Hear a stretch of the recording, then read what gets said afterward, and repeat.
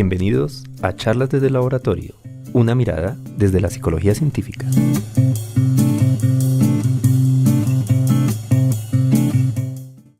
Bienvenidos a nuestro programa Charlas desde el Laboratorio. Mi nombre es Jairo Rosso, coordinador del Laboratorio Iván Pavlov de la Fundación Universitaria Los Libertadores, y nos encontramos el día de hoy con nuestros invitados. Primero que todo, la psicóloga y joven investigadora del Semillero de Investigación Básica de la Fundación Universitaria Los Libertadores, Laura Bayona Pérez. Bienvenida. Hola, profe Andrés, profe Jairo. Y el doctor Andrés Pérez Acosta, un viejo conocido ya de nuestro programa, que, sin embargo, para quienes no lo conocen, pues es docente titular del programa de Psicología de la Escuela de Medicina y Ciencias de la Salud de la Universidad del Rosario. Con ellos, bienvenido Andrés. Muchas gracias, Jairo, Laura. Nuevamente con nosotros, es un placer tenerte. Magnífico. Me siento en casa. Con quienes hablaremos sobre los aportes a la psicología de las pioneras Mary Whitton Calkins y Margaret Floyd Wasmore. Calkins, hija de un ministro presbiteriano, aunque experimentalista tenaz al inicio de su carrera, de su trayectoria, deviene posteriormente como precursora de las teorías personalistas y de temas éticos en su teoría del self, la que defiende por más de 30 años en un contexto en que tal postura teórica no era muy bienvenida, puesto que la psicología se definía en función de el conductismo y la teoría funcionalista. Plantea su ética estrechamente imbricada con la naturaleza social del self. Wasmore, como Calkins, es hija de un ministro y desarrolla su carrera profesional fundamentalmente en el femenino College Bazaar. Su principal publicación será el primer texto en psicología comparada, pero también publica en psicología social y básica. Con una orientación positivista, elude la pregunta ética al focalizarse en procesos psicológicos básicos del ser viviente. Sin embargo, cuando estudia, elige como asignaturas optativas filosofía y ética, y reconoce especialmente las contribuciones del profesor de ética Schurman. En 1897 traduce el Ethical System de Wundt del alemán al inglés, y al parecer, al igual que James E. Hall, separa filosofía y psicología. Estas son nuestras dos protagonistas del programa de hoy, una pequeña introducción a sus carreras como psicólogas. Estás escuchando Charlas desde el Laboratorio. Bueno, pero para iniciar nuestro tema, pues primero que todo las bienvenidas a nuestros invitados que están aquí en nuestra mesa de trabajo, a Laura, a Andrés. Comencemos por qué hablar, por qué tenemos que hablar de Mary Calkins y Margaret Wasmore. Bueno, hay, digamos, una explicación que yo llamaría como más distal o más contextual de por qué abordar a estas dos mujeres pioneras de la psicología experimental.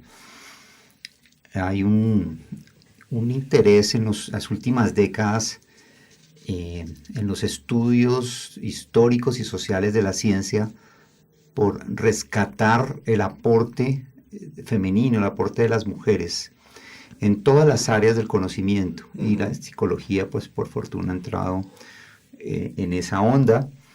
De hecho, pues la reseña biográfica que estabas leyendo corresponde a un artículo de una autora chilena que es María Inés Winkler, que ha sido, digamos, una gran autora, investigadora en este tema en América Latina.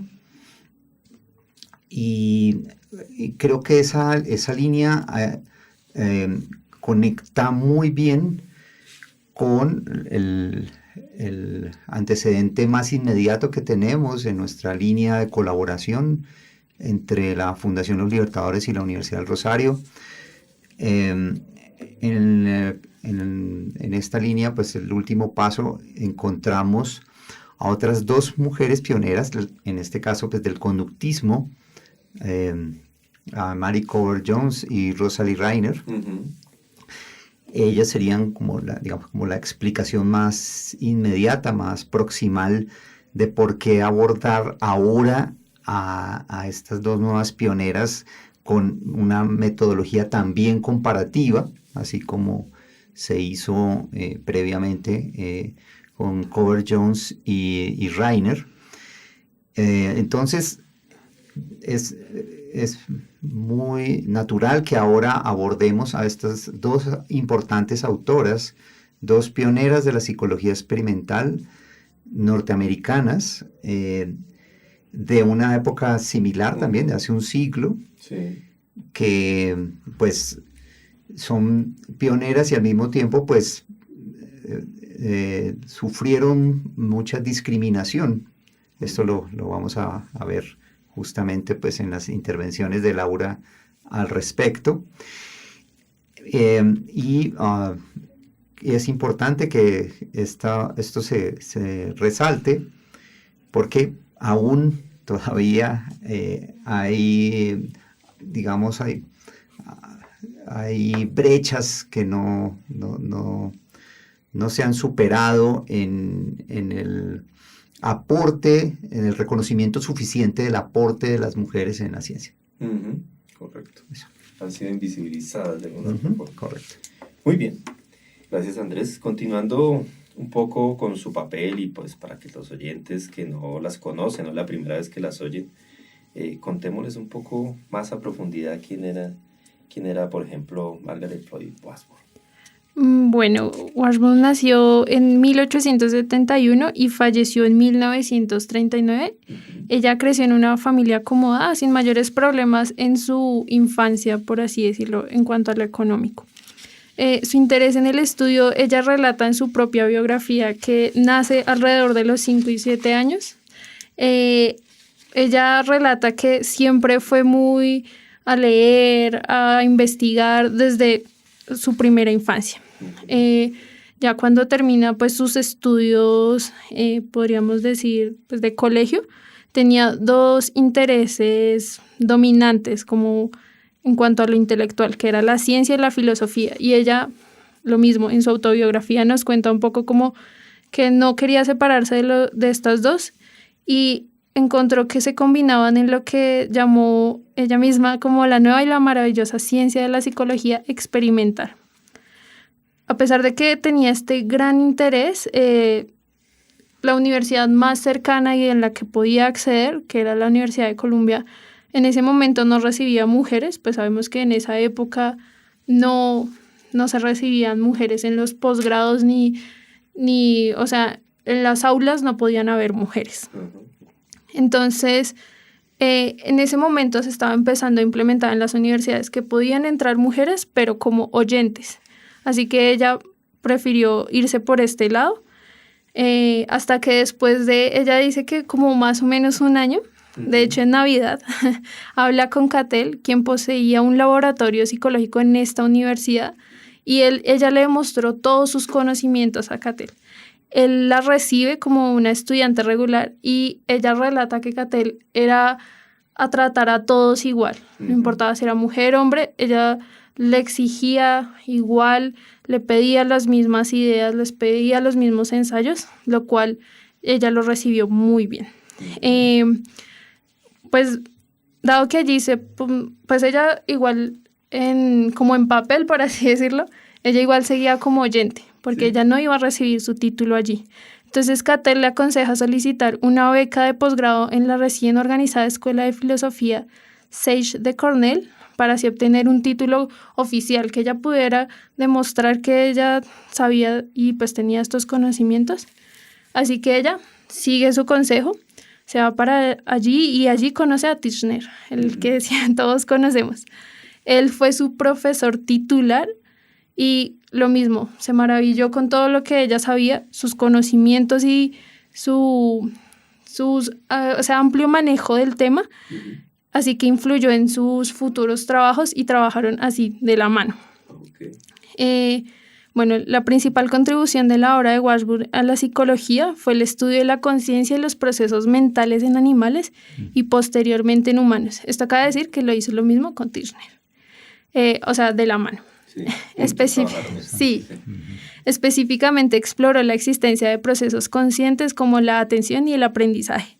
Además, puso un énfasis en la importancia de los movimientos motores para la activación y desarrollo de los procesos psicológicos, especialmente para el aprendizaje, la atención y la emoción, teniendo así en total en toda su vida 69 estudios publicados, como te digo, esto solo demuestra que ella siempre estuvo muy cercana a la academia. Sus investigaciones han sido muy importantes y han permitido madurar el campo de la psicología experimental y estandarizar muchas definiciones en la psicología. Cabe mencionar que como que este honor no es muy reconocido, que ella estudió, que trabajó con Tirschner, porque, bueno, esto es como un dato extra que les adelanto, pero Tirschner hace una asociación en la cual no permitía mujeres, a pesar de que trabajó mucho tiempo con Washburn. Después ellos se alejan y Tirschner hace su asociación y dice que está mal visto ver mujeres en el aula y más si fuman. Entonces, como él era fumador, pues no permitía a las mujeres. Esto lo digo porque como que siempre pensamos estos temas solo con Tirschner y nos damos cuenta que no. Además de investigadora, fue docente en Weld College, Cornell College, en el que estudió, y la Universidad de Cincinnati. En Cincinnati, ella era la única mujer en la facultad y en 1900 regresó al Vassar College como profesora asociada de filosofía, donde permaneció hasta 1937. En 1921 fue presidenta de la APA, Asociación Americana de Psicología, y cuando se constituyó la División de Antropología y Psicología del Consejo Nacional de Investigaciones, fue miembro del primer año en 1924. Solo cabe mencionar, así como comentario final, que a pesar de todas las dificultades de la época, que como les menciono, las universidades no permitían la entrada de las mujeres, y pues este detalle de Tirschner, ella tuvo un gran talento y los aportes realizados por Margaret la llevaron a formar parte de la lista de los 50 mejores psicólogos de América en el año 1903. Muy bien, perfecto. Excelente. El punto es que no era solo el punto de vista de Tirschner, sino de todo un montón de docentes, investigadores, profesores y directivos de las universidades que veían con malos ojos que las mujeres entraran a la universidad, ¿no?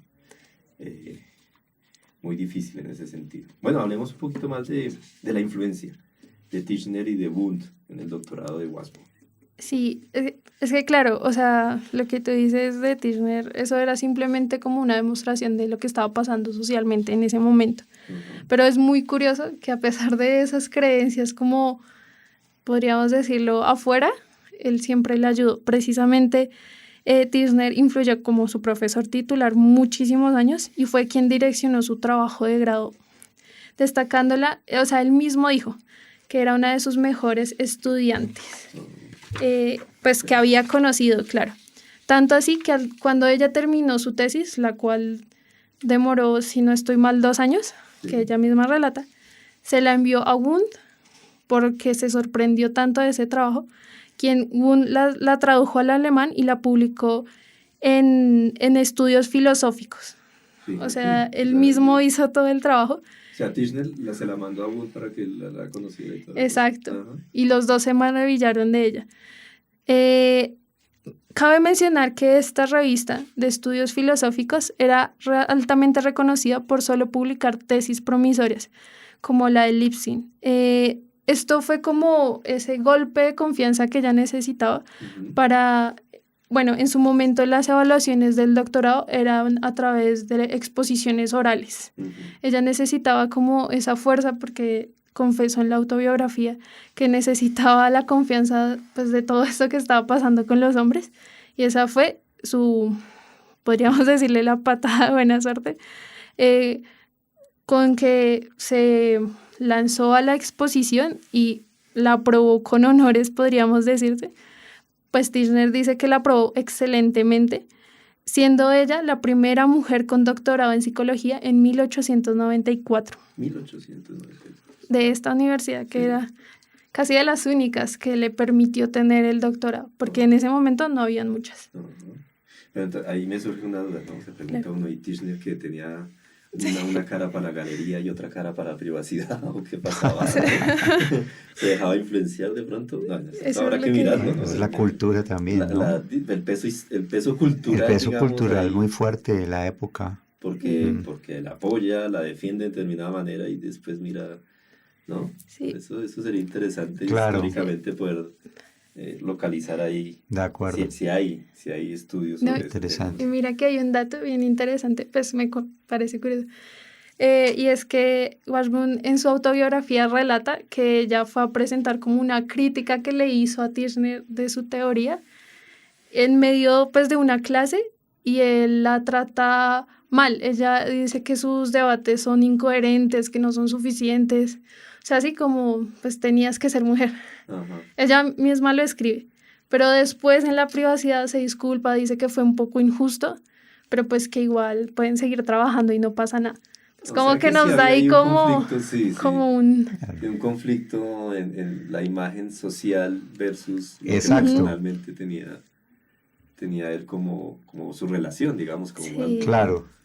Eso me parece interesantísimo. Interesantísimo. Una ¿no? tensión muy Sí. interesante. Sí. Bueno, muy bien, perfecto con esa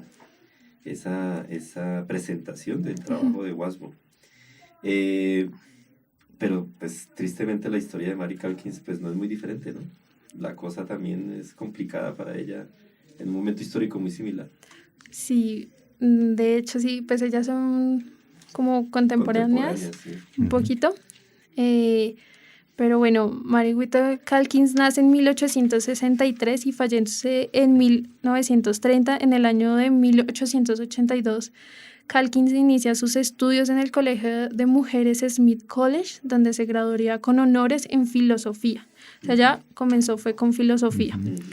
En 1888, Calkins empezaría a desempeñarse como profesora de filosofía en el Colegio para Mujeres Wellesley. En este momento se abría la especialidad de psicología científica en la sociedad, por así decirlo, y en este colegio. Así que como vieron como sus capacidades como profesora y no había como docentes preparados para impartir cursos de psicología científica, para solucionar esto le proponen, ¿quiere ser profe de los psicólogos? Sin embargo, pues ella pone como condición al menos estudiar psicología por un año, porque pues ella no iba a ir a ser profesora si no sabía. Sin embargo, había un problema gigante, como ya les mencionaba, y es que no había donde estudiar psicología cerca de donde ella vivía, ya que pues, como les mencionaba, en ese momento se negaba tajantemente la participación de las mujeres por distintas creencias de la época. Calkins se entera que en la Universidad de Harvard existe en ese momento un programa universitario, el cual era anexo, pero esto no era oficial. O sea, tenían el programa, pero ellos no respondían. Sí. No oficial de enseñanza no formal, que se creó en 1879 debido a la demanda de mujeres que solicitaban cursar estudios en Harvard. Este programa ofrecía formación a aquellas mujeres mediante un sistema de clases particulares con los propios profesores titulares, pero sin forma de certificarse. O sea, ellas podían ir, oír, todo, pero no. Como asistentes, pero poco más. Sí, les decían oyentes. Oyentes. Bueno, ella igualmente se emociona y decide ir allí. En estas clases de psicología se encontraban William James y Josiah Royce, quienes precisamente estaban en contra de las políticas de exclusión de las mujeres de Harvard. Entonces la acogen como otro estudiante más. Ella asegura que en el seminario con James, los otros miembros del seminario de psicología, ella dice que por fortuna de ella, desfortuna de ellos, todos se fueron y los dejaron a ellos dos solos. O sea, se paró todo el mundo, todos los hombres se fueron y le dejaron ahí a ella con el profesor. Sí, entonces lo que hizo fue que fuera un seminario personalizado, básicamente. Por eso ella dice, por fortuna mía, todos se fueron. Esto fue en el otoño de 1890, dejándolas así solos. Este seminario se centró en el estudio de la introspección y en esta misma época, por su destacable desempeño como estudiante, inicia el trabajo de laboratorio bajo la guía de Edmund Sanford, quien bajo su guía empiezan a estudiar el sueño y más tarde asume la dirección del laboratorio con él. O sea, lo mismo, ella era una estudiante destacable. Tras estas orientaciones, comienza a escribir a distintos autores reconocidos en el momento, publicando su primer artículo en 1892 en la revista Revisión Filosófica, donde se acercó al tema de la atención. Esto les comento como temas históricos que ella menciona en su autobiografía, y es que ella primero se lo envía a forma de carta a James, pero no, él dice que está cansado del tema y que no se lo va a publicar, no lo va a leer, entonces ella decide enviarlo para forma de publicación. Ella no se iba a quedar quieta ahí. Ajá. De esta experiencia en Harvard, ella confiesa que lo resume en 3 logros personales. El primero, que según ella calificó como mantenerse fuerte en la dirección del laboratorio, ya que esta sucesión estaba sucediendo a otra mujer que se fue. Pero esta otra mujer era más como asistente, o sea, ella estaba como... Como más en lo administrativo Sí, de pronto. pero ¿no? ella igual se sintió bien de al menos, hey, seguimos las mujeres aquí en un laboratorio. Lo segundo que rescata es que realizó investigaciones sobre la prevalencia, naturaleza y tipos de sinestesia y formas mentales. Y finalmente lo que rescata es que elaboró un curso de psicología general en el que experimentos simples proporcionaron material de primera mano para el estudio de una serie de temas. Es decir, ella establece como un curso de laboratorio. Bueno, tras reconocerse poco a poco en la comunidad académica de psicólogos, que precisamente es esto, Hall la invita a realizar y publicar a forma de artículo un curso de introducción a la psicología que incluyera métodos de laboratorio. Es esto lo que les estoy comentando. En los siguientes años, Calkins continúa trabajando con Sanford en la Universidad de Clark y funda el primer laboratorio de psicología en el Wellesley College. Bueno, se los recuerdo, era un instituto que estaba enfocado en la educación de mujeres. Entonces, era el primer laboratorio casi que para mujeres en esa localidad. Pues, sí, exacto. Entonces, eso fue muy significativo para ella porque ella se enfocó en que las mujeres pudieran estudiar con las mismas capacidades que los hombres, por así decirlo. Lo que a pesar de distintas barreras, pues logró combinar como el laboratorio con la docencia. Ella quería seguir siendo docente. Además, ella continuaba con el interés de profundizar en psicología, así que James contacta a Munsterberg para recibirla de nuevo como oyente en sus clases. De ahí que en el periodo de 1893 a 1896, Calkins estuvo trabajando bajo la dirección de Munsterberg en la psicología tradicional del laboratorio y lo compaginó con la enseñanza en Wells. O sea, ella estaba trabajando con otros científicos y lo llevaba todo a podríamos decir, a su alma mater, que fue el Wellesley College. Bueno, después de esto trabaja principalmente en 4 campos, o sea, como los temas principales que podríamos resaltar de todo su trabajo, que es la asociación de ideas, el elemento psíquico, los elementos de la experiencia y la psicología del self, que ya lo mencionabas. Sí. En 1903, Calkins se encontraba en el puesto 12 de la lista de los 50 mejores psicólogos de Estados Unidos y en 1905 se le atribuyó el cargo de presidenta de la Asociación Estadounidense de Psicología, por lo que se convirtió en la primera mujer en acceder al cargo y en la 14ª presidenta de esta institución. O sea, muy importante, sí. Muy relevante. Y de pronto aquí me adelanto a algunas cosas que vas a decir, pero aquí, a este punto, ¿ella se graduó o no se graduó? Esa es la pregunta del millón, ¿no? Nos adelantamos. Nos adelantamos. Dejémoslo porque, claro, en suspenso. Dejémoslo para el final. Sí. Bueno, dejémoslo en suspenso. Dejémoslo en suspenso ahí. Sigue, continúa. Bueno, pues, o sea, es que no quisiera decirlo, pero digamos el tema del doctorado que ya nos hablará un poco el profe Andrés, es un tema muy, muy complicado que lo quiero ahondar como con más detalle después. Vale, listo. Sí. Bueno, entonces, esta autora no solo tuvo una importante influencia en la psicología, sino también en la filosofía, ¿no? Porque originalmente fue como filósofo. Sí. Sí, justamente quiero mencionar eso porque realmente, digamos, comparando un poco las trayectorias de la Calkins y la Washburn, uno ve que Washburn se inclina muy fuertemente por la psicología experimental, incluso la psicología comparada. Sí. Es más psicóloga, Ajá. pero Mary Whitton Calkins es más filósofa.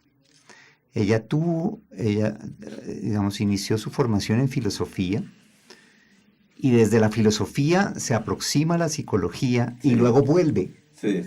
¿no? Incluso no solo en términos académicos, sino en términos gremiales. Es muy interesante esto, porque toda la trayectoria que mencionó ahorita Laura correspondió a todo ese avance que tuvo Calkins en el mundo de la psicología, pues digamos, de la mano pues de los tutores que tuvo, Sí, pues, sí, que eran los James, líderes de la sí. psicología, los pioneros de la psicología, ni más ni menos, ¿no? Ujú. Por cierto, creo que es importante mencionar algo, y es que, bueno, dos cosas realmente en relación con filosofía y psicología. No hay que perder de vista que la psicología en esa época era una disciplina muy reciente que apenas se estaba separando de la filosofía. Exactamente. Realmente, en ese sentido, el mismo James, pues, filósofo, de hecho, pues, uno de los grandes padres del pragmatismo en filosofía y posteriormente del funcionalismo en psicología. Entonces, realmente la psicología todavía estaba en la gran casa filosófica, apenas se estaba separando tanto en Europa como en Estados Unidos. Es James justamente quien hace ese viraje en Estados Unidos, en Harvard particularmente, Sí. pero todavía eran filósofos, ¿no? John Dewey también, todos ellos, estos pioneros, y en Europa, pues, Wundt y luego, pues, Titchener como su discípulo, que también es, claro, que es uno de los maestros de la Calkins. Entonces, es importante mencionar eso, y es muy interesante ver cómo Mary Whitton Calkins vuelve a la filosofía muy exitosamente, después digamos, de que en la primera década del siglo XX hay todo un conjunto de avances y de logros en psicología. Para la segunda década, ya, o más bien a partir de 1907 hasta 1918, hay una serie de contribuciones de Mary Whitton Calkins en el campo filosófico, con un antecedente hegeliano, de filosofía hegeliana, que aprende con Royce, que se orienta en el self, ¿no? Sí, cuando hablamos del self. Claro, pero el self de la filosofía. Ajá. O sea, el self es un tema de la filosofía, Sí. la conciencia, ¿no? Exactamente. Publica Mary Whitton Calkins 3 obras. Los problemas persistentes de la filosofía, en 1907. El yo en la psicología científica, de 1915. Y El buen hombre y el bien, de 1918, pues ya más en el campo de la moral, ¿no? Sí. Exactamente. Y en 1918, el año que publica El buen hombre y el bien, se convierte en la presidenta de la Asociación Filosófica Americana en ese año.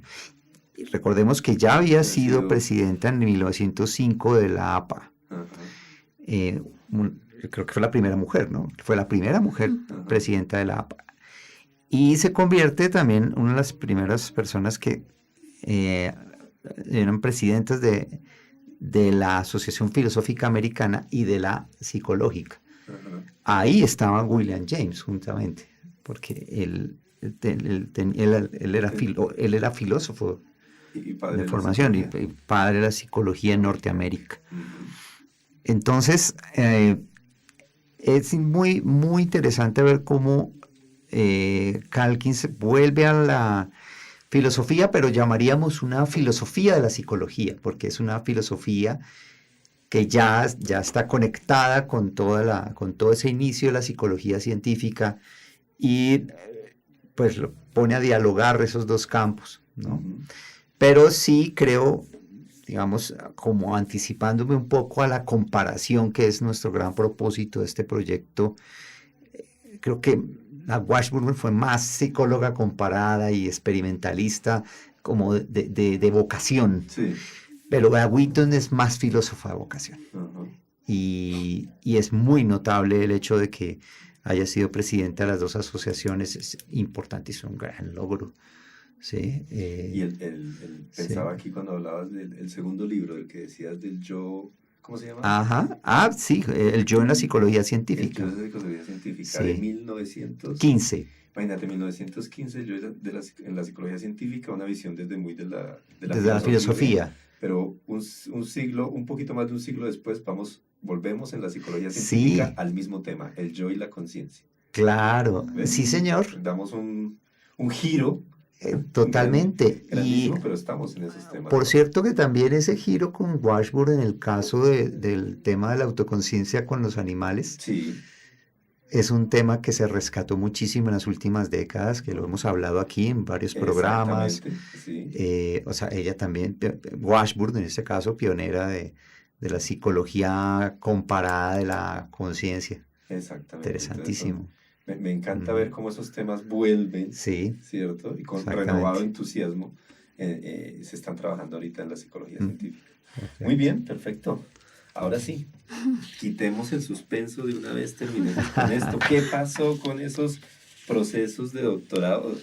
Sí, de recibir sus diplomas de doctorado, tanto en Washburn como en Calkins. Pues mira que es un proceso muy, muy complicado. Es que Ajá. por eso lo quería dejar como en suspenso. Y es porque, bueno, ella estudió todas las clases, los seminarios que tenía que hacer para cumplir los requisitos. Ujú. Y en 1895 presenta su tesis doctoral, la cual se llama Una búsqueda experimental en la asociación de ideas, Ahí estamos hablando de quién? de Calkins. Calkins, ok. Sí. Ajá, de los- Bueno, esta fue valorada por Munsterberg, James y Josiah Royce, o sea, casi que sus profesores titulares, Ujú. los cuales enviaron un comunicado al presidente de Harvard donde señalaban la capacidad académica de Calkins para graduarse, perdón.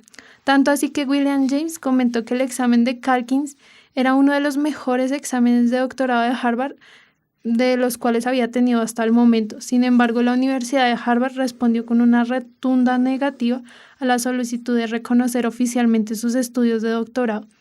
Aquí hago como un paréntesis chiquito, Sí. y es que cabe mencionar que estos profesores titulares, ellos son los únicos que le hacen como la revisión, el examen, porque esto tuvo que ser, entre comillas, ilegal. O sea, Harvard dijo, pues, ¿para qué la vamos a revisar? No Vale, vamos sí. a poner a nadie más. Y Oficialmente no hay una sustentación porque Exacto. se supone que no puede estudiar aquí. exacto, ¿Cierto? pero ellos igual lo quisieron hacer porque sabían el potencial de ella. Ok. Tiempo después, Munsterberg envió una carta a las autoridades de Harvard preguntando sobre si existía una posibilidad de que Calkins le fuera reconocido el doctorado, exaltando sus grandes capacidades, pero de nuevo lo negaron. En esta época le ofrecieron a cambio un reconocimiento por parte del Radcliffe College, que era un colegio anexo de Harvard, pero lo mismo, se especializaba en estudios solo para mujeres, Ujú. de lo cual Calkins pues menciona en su propia autobiografía que ella lo agradece agradece ese reconocimiento, pero al aceptarlo reforzaría la falta de legitimidad que Harvard hacía hacia las mujeres. Ujú. Entonces ella prefiere no tener el título. En 1927, un grupo de prestigiosos profesores de psicología de varias universidades enviaron una carta al entonces presidente de Harvard, llamado Abbott Lowell, acentuando la reputación de Calkins. O sea, mira todo el tiempo que ya ha pasado. Repitamos la fecha, 1927. 1927. 27. Imagínate. O sea, resaltaron todas sus contribuciones que llevaba hasta ese momento, tanto en la psicología como en la filosofía, como nos comentaba el profe Andrés, y recomendando como ese reconocimiento, pues que era ya como al final, ¿no? Como por favor reconózcanselo, pero la respuesta volvió a ser negativa. Finalmente, Calkins muere en 1930 sin que la universidad reconociera su labor, negando las diversas, o sea, mira, fueron varios, eran varias peticiones. Pues a pesar de estas varias las negaron, a pesar de que no mencioné muchos, pero fueron varios graduados en Harvard los que hicieron estas peticiones. En todos los casos, los responsables de la entidad decían que no encontraban razones suficientes para dar validez y reconocer la tesis doctoral. O sea, si no hay validez en ese trabajo, que avalan Mostenberg, James, Royce, ¿quién va a dar la validez? Dios mío. Sí. Y solo la excusa es como pues ser mujer. Ya no... solo faltaba Wundt y tal vez Aristóteles. Por lo menos. Sí. Dar su sello.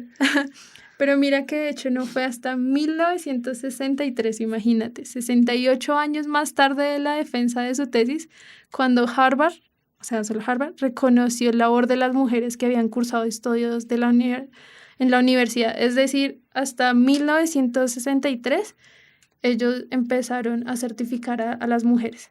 Muy tarde. Muy tarde. Y en cuanto a las demás universidades... Sí.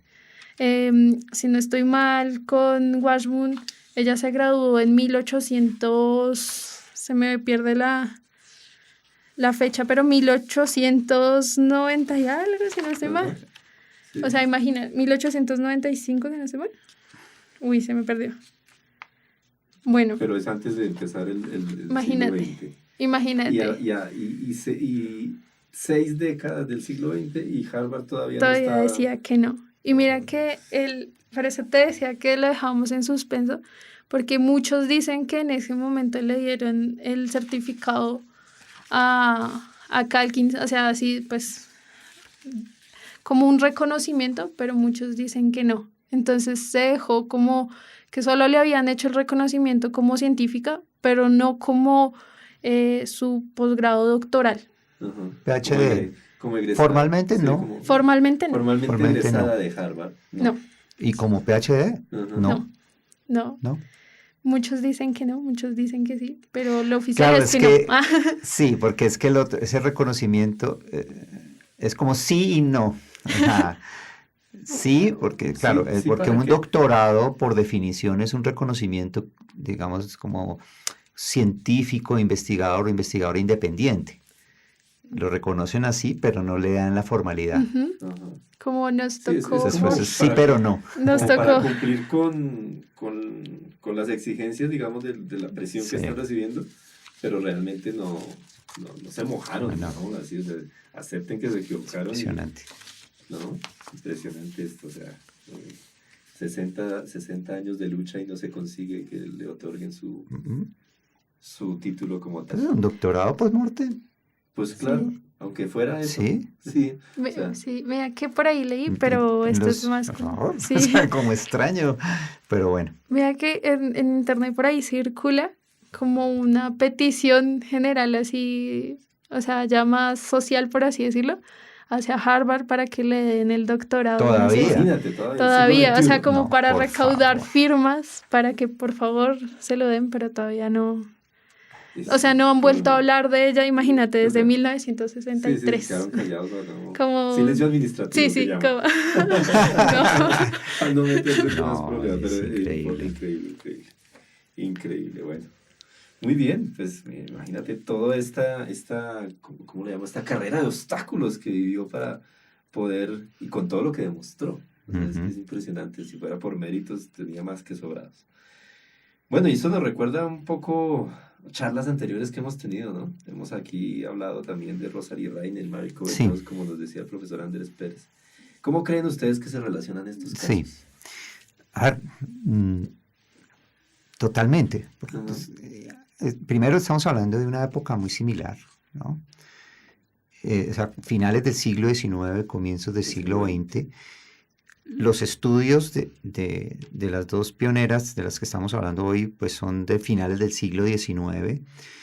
En el caso de Marie Kober-Jones y Rosalie Reiner fue a comienzos del siglo XX, pero de todas maneras se vivía una época de una enorme discriminación.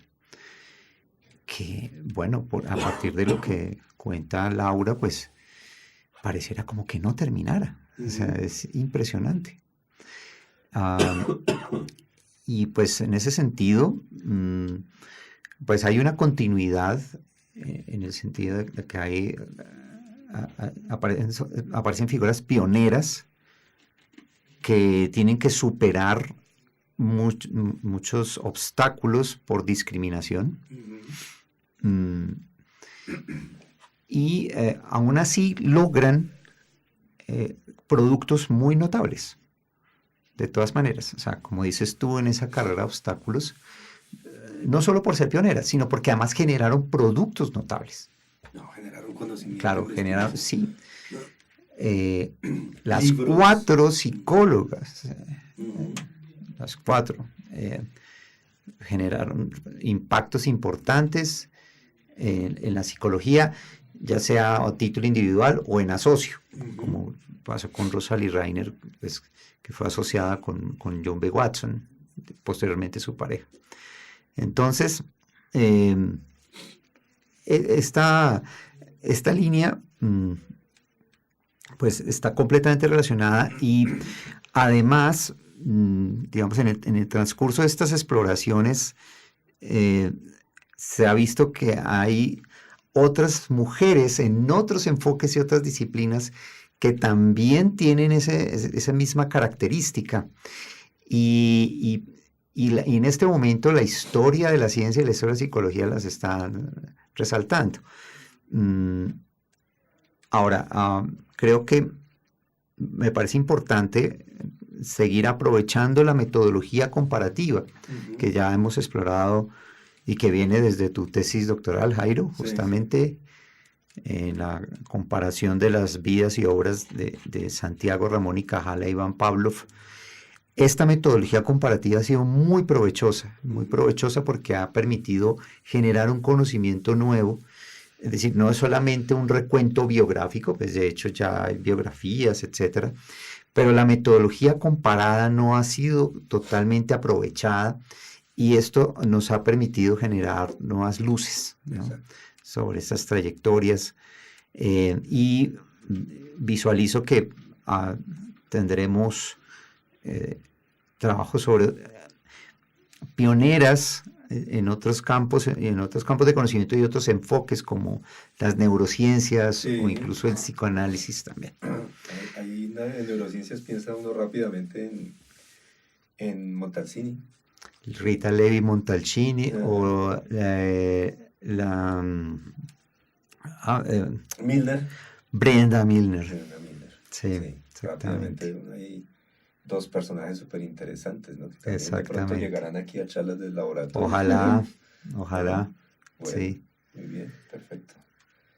¿Algo más? Sí, quiero mencionar algo más a propósito de una publicación reciente que hizo la APA, American Psychological Association, que ahorita pues en las últimas 2 presidencias ha tenido presidentes afroamericanos. Actualmente es una presidenta afroamericana. Hizo una declaración histórica, esto fue a finales del año pasado, y hizo una apología a la gente de color por el racismo, así como también se dio el tema de la discriminación hacia las mujeres, por supuesto, de una forma incluso hasta más brutal, el tema de la discriminación racial. Y presentó una apología. De hecho se publicó en uno de los últimos números de APA Monitor, con incluso una portada de fondo negro con letras rojas, Apology for the Color People, o sea, con la gente de color. En ese sentido, y escuchando a Laura, viendo toda esta historia, creo que hace falta unas apologies, unas disculpas con las mujeres. Hace falta. Total. Y por favor, que le den ese doctorado a la Mary Whitton Calkins Hombre. y a la Washburn, por favor. Ya no más. Ya. Y cerrar esa Sí. historia, me parece vergonzoso. Vergonzoso, sí. Es vergonzoso. Como que Harvard Institucionalmente. todavía resistiéndose al tema. O sea, me parece increíble. Mm, Ese era mi comentario final. Muy bien, muchísimas gracias. Laurita, ¿tú quieres comentar algo? Pues es que ya lo dijo todo el profe Andrés, pero igual solo creo que siempre queda la misma sensación. Y es que, digamos, este tipo de investigaciones, este tipo de programas, es también pensarse en la importancia de la historia y de cómo la podemos seguir complementando, ¿no? Y siempre, siempre, porque mira todos los años que han pasado Sí.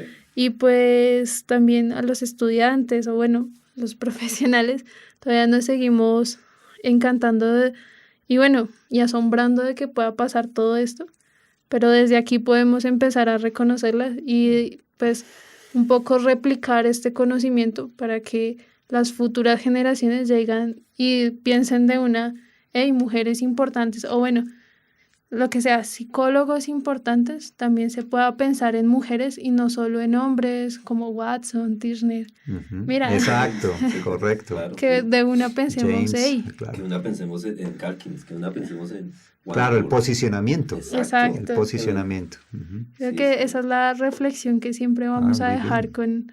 con estos programas y sí, también apoyo la idea que al menos nosotros reconozcamos que sí tiene su doctorado, al menos Calkins, al menos. Claro, sí. Sí, méritos tiene. Claro, poco va a servir ahora nuestro reconocimiento, pero sí, Pero al para menos. todos Sí. los oyentes creo que también se nota que tenía los méritos claro. más que suficientes Claro, para total. recibir su doctorado. Correcto. Y me imagino que Harvard, un poco, pienso yo, institucionalmente, por no levantar más polémicas, Ujú. querrá mantenerse silencio administrativo, pero yo creo que deberían afrontarlo. Pero mira Claro. que, pues, Sería muy elegante sí. que dieran Claro. un título póstumo aquí. Pero yo Será muy digo, bien visto. sí, a forma personal, pero las polémicas son las que cambian las ideas a veces. Y Sí, pues cambiarlo, aunque sea como a forma, como dice el profe, de disculparse y de reconocer, ya da, o sea, sienta muchas bases de lo que pueda generar después. A Que no futuro, lo haga claro. en este momento, ya sea por quedar bien o por... o por no hacer, Por no alborotar hacer- el avispero, como digamos, esto que Exacto. se quede calladito. Sí, ese silencio dice bastante. Sí, sí, sí, sí. Claro. Creo que sí. Muy bien. Bueno, súper interesante. Como siempre, obtenemos muchos conocimientos aquí con nuestros invitados y hoy pues no ha sido la diferencia, ha sido genial poder tener todo este bagaje histórico de estas dos mujeres pioneras, unos personajes súper importantes en la psicología, que fíjense todo lo que aportaron y todas las dificultades que tuvieron que afrontar y superar para construirse como profesionales en siglo XX, o sea, Ya tampoco está muy entrado el lejos, ¿no? siglo Que- XX. Sí, Sí. entonces es sorprendente y esperemos que esto sirva para que no se repitan esas historias, ¿no? Por favor. Bueno, muy bien. Bueno, pues no queda más que agradecerles a Laura, a Andrés, nuevamente por estar aquí. Siempre las puertas abiertas de charlas desde el laboratorio. Muchas gracias. Y A ti también. Ujú. Esperamos Muchas que gracias. lleguemos pronto con otros nuevos avances en estas investigaciones. Claro. Muy bien. Y a nuestros oyentes, pues no queda más que convocarlos para un nuevo programa de charlas de laboratorio con nuevos invitados y nuevos temas interesantes para la psicología. Muchas gracias. Esto fue Charlas desde el Laboratorio, una mirada desde la psicología científica.